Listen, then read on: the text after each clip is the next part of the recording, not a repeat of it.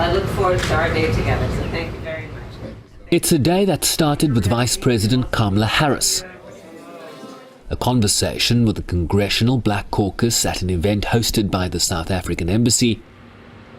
And then a key meeting of the day with President Joe Biden at the White House. We've ended up with two great democracies and a lot to do, and you've become, you personally and your country, is such a critical part of what happens in a continent of 100 million people, billion people almost, we really need to make sure we're fully understand one another. And look, our partnership is essential in addressing the many of the world's pressing challenges, from the food security crisis to and South Africa is a vital voice on the global stage and a leader in the international order. We have a lot to talk about. There's a lot's happening. And a lot they talked about, from expanding the business-to-business relationship, including the need for an extension of the African Growth and Opportunities Act, which is due to expire in 2025, the removal of US tariffs placed on steel and aluminium exports from South Africa, infrastructure support, COVID-19, including support for WTO TRIPS waivers on diagnostics and therapeutics, food insecurity in Africa, Africa's greater representation in multilateral fora, including a seat for the African Union in the G20, and the lifting of US sanctions on Zimbabwe. We also raised the issue of sanctions against Zimbabwe and argued that the sanctions that are imposed on Zimbabwe have a collateral damage on us as South Africa, in that as they implement those sanctions against Zimbabwe, it weakens the Zimbabwean economy, resulting in Zimbabweans leaving Zimbabwe in droves, going to neighboring countries, South Africa's Botswana and Namibia, and we then suffer collateral damage as a result of that, because as they come to our countries, they obviously want services which we have to provide, and it imposes a burden on our own countries.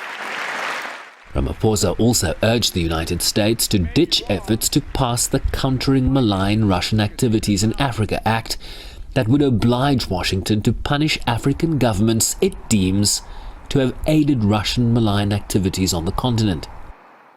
We raised this as a concern that if that bill were to go through, it would marginalize Africa, because it would seem like Africa would now be punished for having partners, a partner like Russia, and for the most part, most of African countries are non-aligned, and we expressed the view that it would be unfair for the US to punish African countries by just merely either associating with Russia on an economic basis or a business basis. While confirming that the issue of insecurity in Mozambique was also front and center.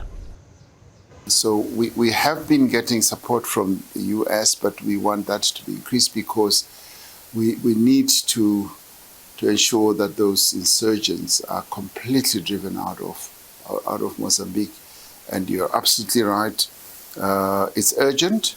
Timelines were not really discussed, but all we could say is that this is urgent.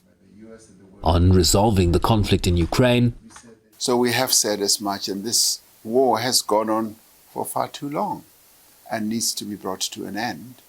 And as we have always said, those who are part of this whole drama of the war should now be serious about sitting around the table and finding solutions. And that is why we say the United Nations Secretary General and various other eminent persons should get involved in negotiating this conflict to an end.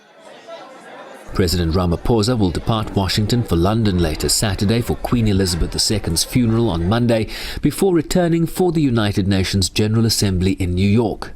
Shervin Bryceby's SABC News, Washington.